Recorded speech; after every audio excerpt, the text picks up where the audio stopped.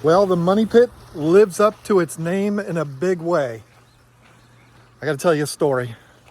I've been doing a lot of spring cleaning, I guess you could call it, over the course of the last few weeks.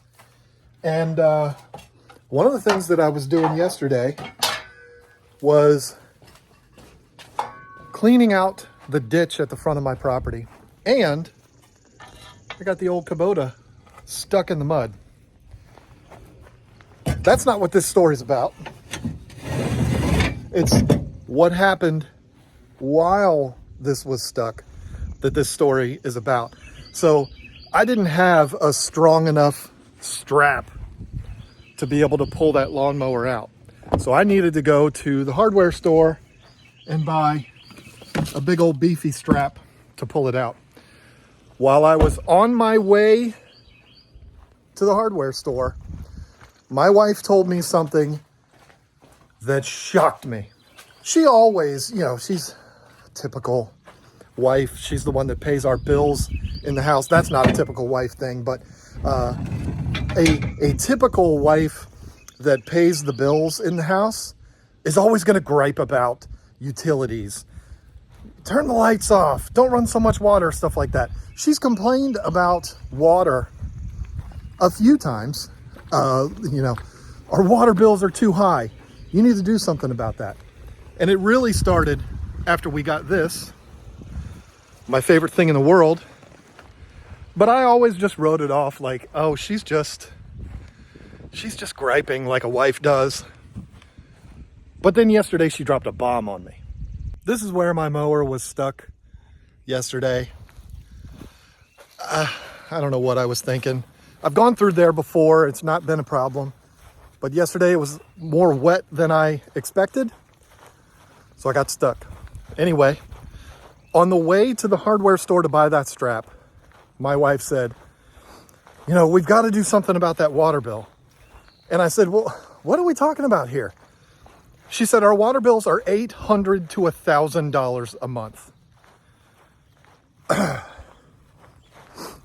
After I fixed the throw up in my mouth after hearing that, I said, okay, yeah, you're right. We have definitely got to do something about that. We came home from the hardware store. I got the mower out, parked it where it is now, and I started troubleshooting where we're getting, why we have water bills that are that high. This building is at the very front of our property. The street's right there. And this is where we have all of our aquariums for our KG Tropicals channel. That's where all the magic happens, is in there. There's also, on the back of the property there, a barn that has a bathroom and a kitchen in it. We barely use any water in there at all. And then, of course, there's the house. With the house now, it's just my wife and I. We don't have any kids living here with us anymore, so we don't use a whole lot of water. $800 a month to $1,000 a month is unacceptable.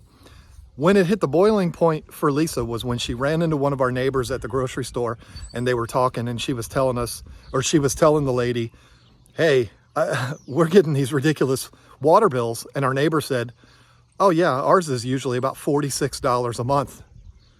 What? So that's when she decided it was time to tell me, okay, we've got a real problem here. I knew there had to be a problem, obviously. $800 to $1,000 a month. I mean, we use a lot of water because we fill up aquariums. I got to put water in the pond once a week, stuff like that. But it shouldn't be that extreme. Back in Virginia, our water bills were like $300 a month, and that was with 8 people living in our house. We've got 2 of us now, and all the aquariums and stuff like that. We had all the aquariums in Virginia too. So, I mean, if our water bill was $300 and something a month, that would be kind of what I would expect. It's not like because we have these buildings now, we're using more water. That doesn't make sense. We're using the same amount of water that we did in Virginia. I would say it's probably a wash because we had all these people move out on their own and replace that with filling up the pond. once a week. I don't know how many gallons I put in there once a week, but it goes in there once a week. Anyway, obviously I knew there was some kind of a problem. And the first place that I started to troubleshoot was not fun at all. So the very first thing I did to troubleshoot this was open up the water meter and look at it. We had everything shut off in the house, all the faucets, everything. Obviously, I mean, you're not running water all the time. The entire property, everything, single bit of water was shut off, and the meter was still spinning. It was spinning like 3 or 4 gallons a minute. Like, okay, well, to me, that's pretty obvious. It should be not moving at all if we have everything shut off. So obviously we have a leak. The first place that I started was in there. Now, for scale, I'll put my hand down here. I know I got some algae on the siding. Give me a break. That's the crawl space. I'm not exactly a small guy, so getting underneath there, it's no fun at all.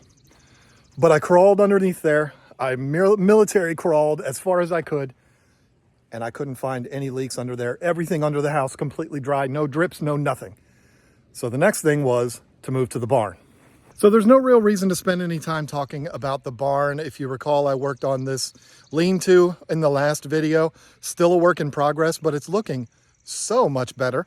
There's no reason to talk about the barn because there's one line that comes into it. There is no shut off for the barn. It goes straight into the water heater. It comes out of the water heater and goes to 2 sinks and 1 toilet. There's not much to it. You can see it all. It's very simple to troubleshoot. No issues in the barn. Oh, bird just went right over my head. Now we are back out here with the carpenter bees at the fish house. I do have a carpenter bee problem out here. We got to talk to the pest control people. They're coming next week, not for that, but for their routine service. And I'm going to let them know that there's a problem there. So underneath the fish house, if you're not familiar with this building from my other channel, this was actually 2 buildings merged into one. And you can see they built a foundation underneath, and there is an access to the crawl space underneath there. The nice thing is everything is open and exposed. Look at what the carpenter bees have done here. They're a menace. And that's facing the street. It's kind of embarrassing. But anyway, everything is exposed and you can see everything. And there is a shutoff right there. That is the main line that comes in from the street. And so it was simple enough. Shut that off. Meter's still spinning. Okay, so there's obviously not a leak inside the building, or at least there's more than one leak, maybe, I guess it could be, but I diagnosed at this point, there's nothing wet underneath the house. There's nothing at the barn. Here, we shut it off. There's nothing wrong. So it kind of got difficult to troubleshoot because I was thinking, oh, great, it's underground. My house is about 350 feet. People are whistling at me. That's the security. Don't even try. But the house is like 350 feet from the street. So I'm like, oh, Lord, I don't know how I'm going to find where this leak is coming from. I mean, it could be anywhere. And we live in a very sandy area. So if it's underground, if the leak is underground, it's just going to go right down into the ground. So you're not going to have like a puddle that rises up to be able to identify, oh, there's obviously an abundance of water. That's probably where the leak is. That's not even an option.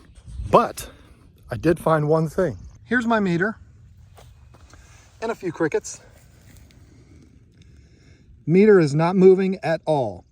Crickets are, but the meter's dead nuts, done, stopped. Why? Because I shut off this ball valve right here.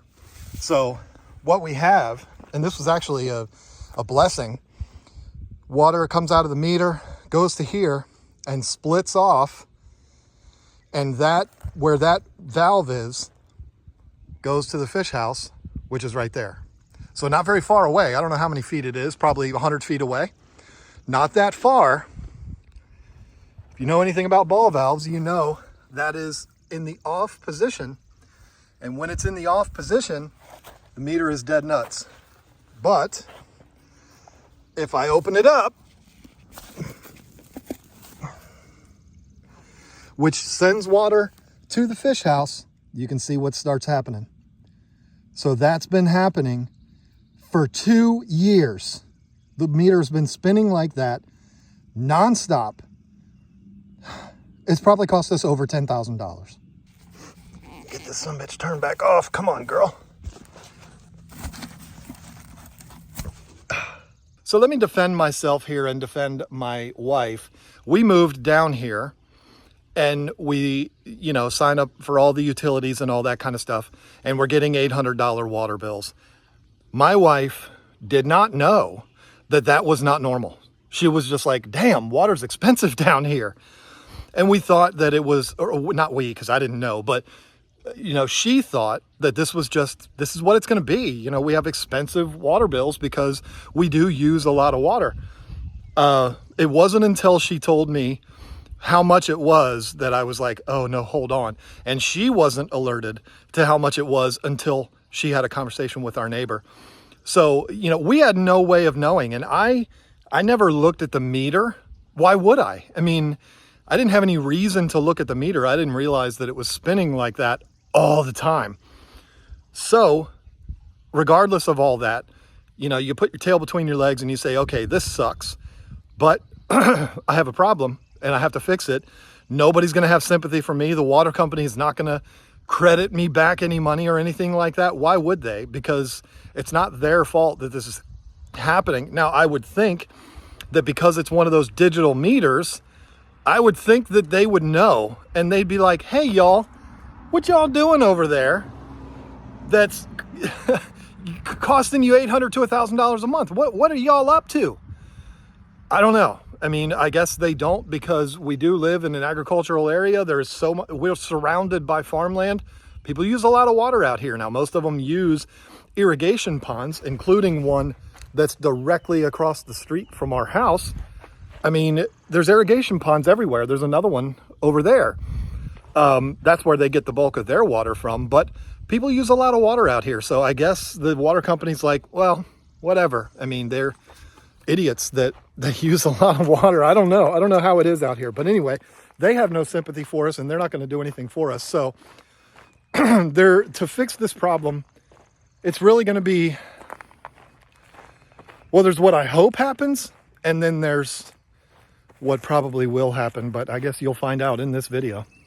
So here's what I'm thinking. Again, we got the meter here. We got this valve here. There is no valve for the house. But anyway, this valve only goes to the fish house. We know this because when we turn it off, everything else still works perfectly fine. So the fault is between here and the fish house. Now, I don't know how well you were able to see that line that comes out of the ground at the fish house, but that is a PEX line, a 3/4 inch PEX line. This is PVC.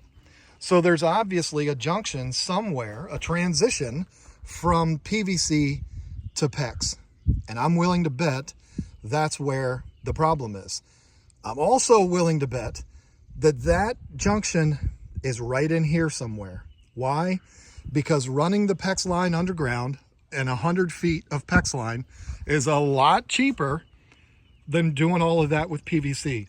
So I'm thinking they wanted to transition from PVC to PEX as fast as possible. So I think if I dig a big hole here, what I'm going to end up finding is a junction, a transition, and it's going to be right here, and then there's going to be PEX all the way out.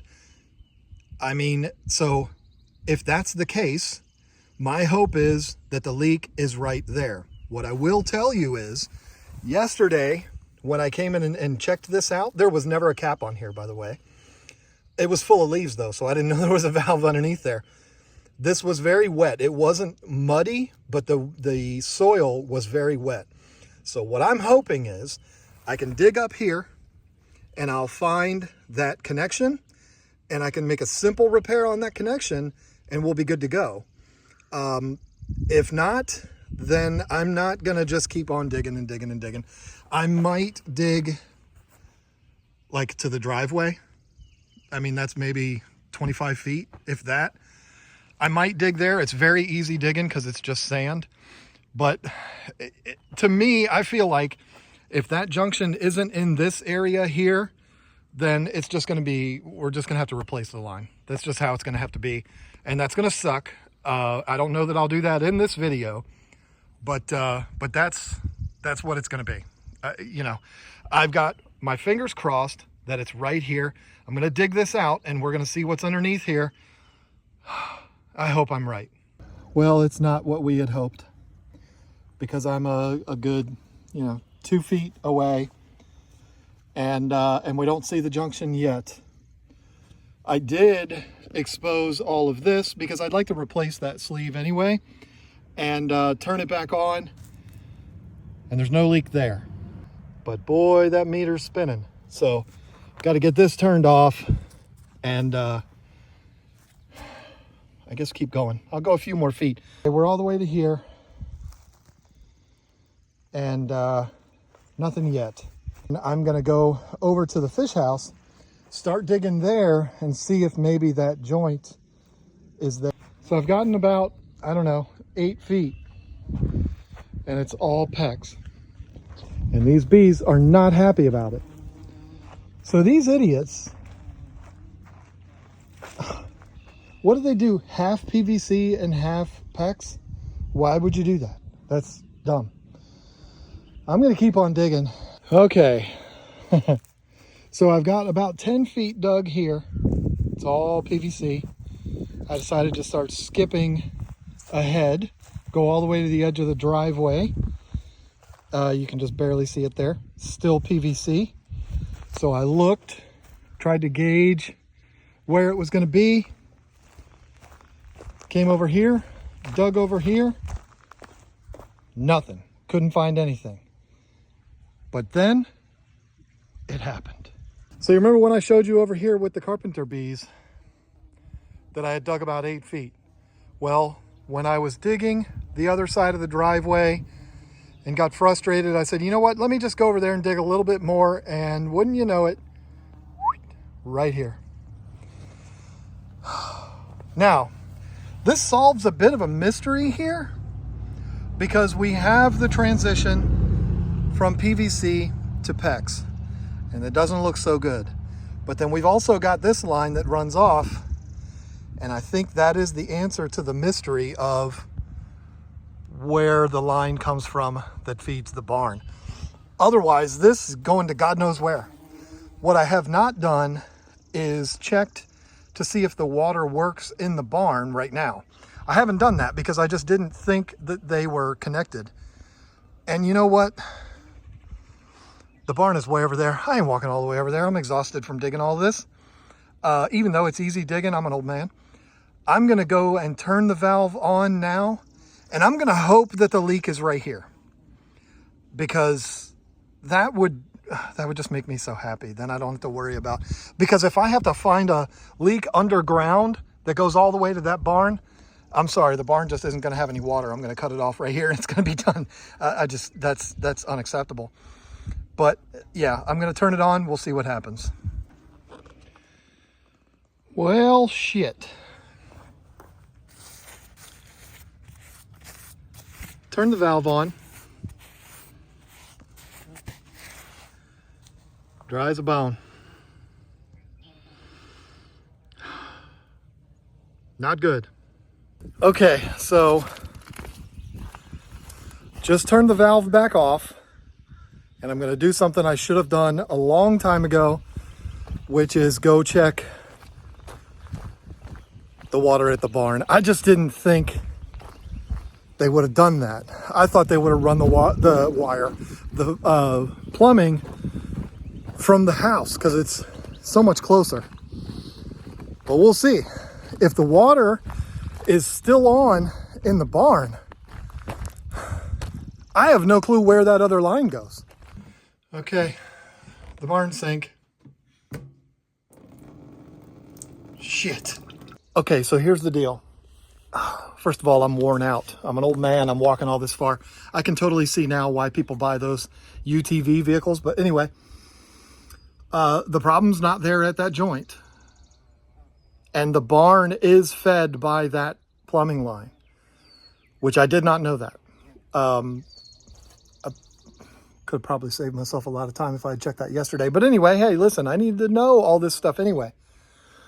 So the problem is between that junction that I just showed you, which is all the way up there,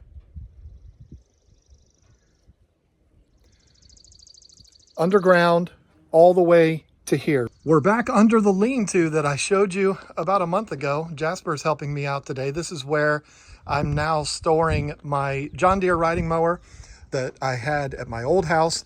Needed something bigger when I moved here. And so I bought the 60-inch Kubota when we moved in here. I believe I bought it within the first 2 weeks of living here. And I never sold this, and I'm so glad that I didn't, because now I have hooked up to it my favorite piece of equipment in the world, which is that lawn sweeper. If you want to see me do a video about that, probably the best money I've ever spent in my life, let me know. I'd be happy to do a video about that because I absolutely love that tool. This is where the plumbing goes into the barn. And are you seeing what I'm seeing here? This is something that never stood out to me as being a potential issue because, you know, it's underneath the lean-to. It's just soggy. It's in the shade. Maybe it doesn't dry as fast. I don't know. But could that be it? This whole time I've been thinking the issue was up at the fish house, but it's not. It's here. Could it be where this PEX line transitions from PVC under here to PEX? All right, so found the joint. I've been saying it all along that I believe it's going to be the joint where it goes from PVC to PEX. We'll see if I'm right. Gerald, how come you didn't tell me there was all this water over here? My beautiful wife volunteered to walk the 8.2 miles out to the street to turn the water on, and we'll see what it does when she gets there. All right, she's up there, which means she's going to be turning it on in any second, and we will see. Jasper, you came to see what's going on? See if I've been right all along. She just texted me, I did it.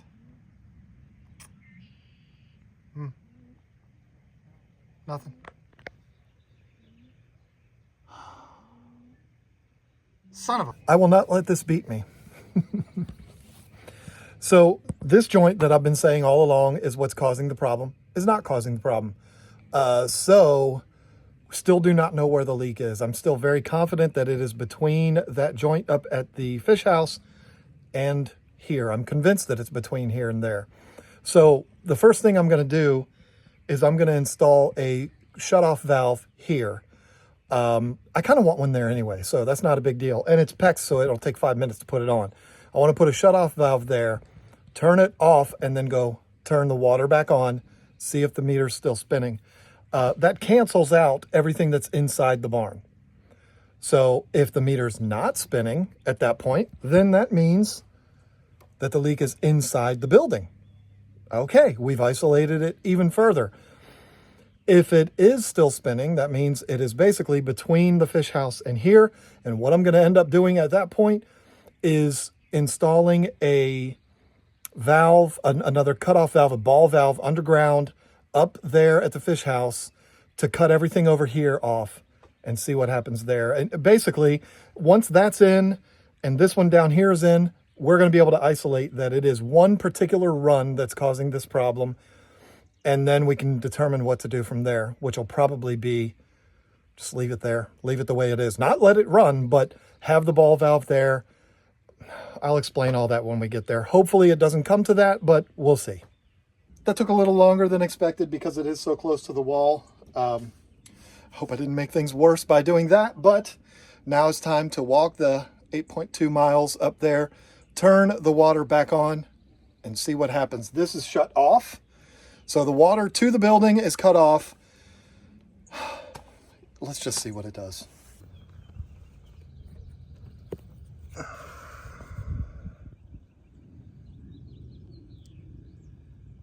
Still spinning. I'm actually pretty glad about that, because if the problem was in the barn, I'd have been pissed that I did all this digging for nothing. But that's obviously not it. Next to plan M.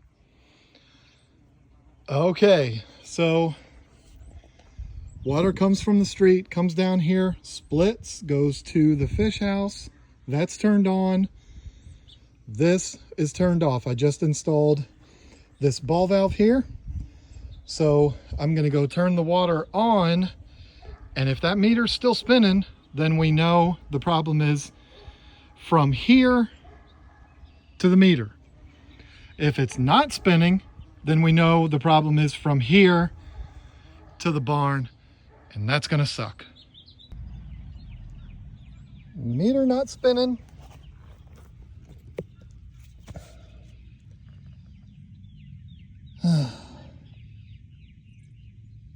Meter's spinning.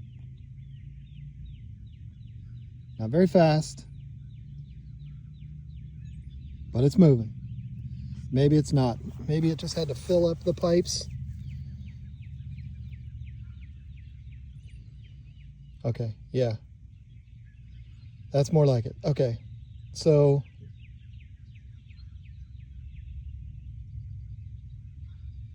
okay, it's pretty much stopped. It makes sense that the meter ran a tiny bit when we first turned it on, because in order to put this ball valve in, I had to, let the pipes completely drain out, and that actually filled up with water. I had to give it like 20 minutes to all drain out before I could do the glue up and get that in there. So that makes sense that it kept moving a little bit, but then it stopped. So water is stopping here, no longer going to the barn. We've already determined that it's not inside the barn. So the problem is underground, somewhere between where I'm standing and where that white van is, way back there. So here's the thing. I don't have the ability right now to start here and just start digging all the way back to there. Now, somebody who's smart and experienced with plumbing might say, well, John, you know that the PVC pipes are only going to be a maximum of 16 feet long, so you can just go every 16 feet, dig there, and find the joint that's foul or that's failed. That's very true, but I don't know where the line runs. I don't know exactly where it runs, and I don't know if there's a way to locate exactly where it runs. So we're kind of screwed here. Really, there's only two options, which is to completely dig it up until you find the leak. Once we find the leak, fix it, bury everything back again, and then we're good, or just replace it. It's about 330 feet to replace it all the way to the barn. That's just not something I'm willing to do. So here's how we're going to live with this situation right now. We're just gonna live with it, which basically means the barn is gonna have limited water. I'm gonna put one of those sleeves down here. I don't know what those are called, little access sleeves to protect the ball valve and make it accessible so I don't have to dig it up every time I want to turn it on or off. I will put one of those sleeves in there, and then when we need water at the barn, we will come here, turn it on, use the water that we need to use in the barn, and then not forget to come back out here and turn it back off again. That way our water bills aren't $800. And then someday, I don't know if it's going to be one of those days when my son's home from the Navy and he says, I feel like doing something physical. I'll be like, all right, I got some holes you can dig, and start digging a 300-foot trench all the way to it. Now, there is the idea, and we've already seen this today, that we could start here, start following this pipe all the way, and only go 5 feet and find the leak.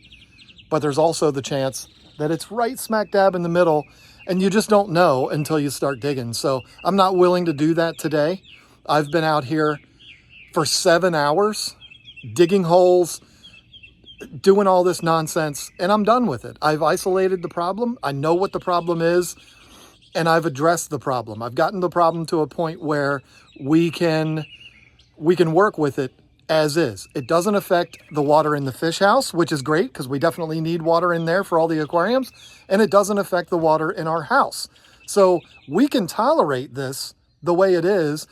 Yeah, it sucks to have to come out here and turn on the water every time we need to take a leak in the barn, but that's not even really going to be a thing. I mean, if we need to use the bathroom, we can walk to the house. It's not a big deal. But when I need to do maintenance on the aquariums that are in the barn, then I will turn the water on out here, use the water that I need, and then turn it back off again. And that's just how we're going to deal with it for right now.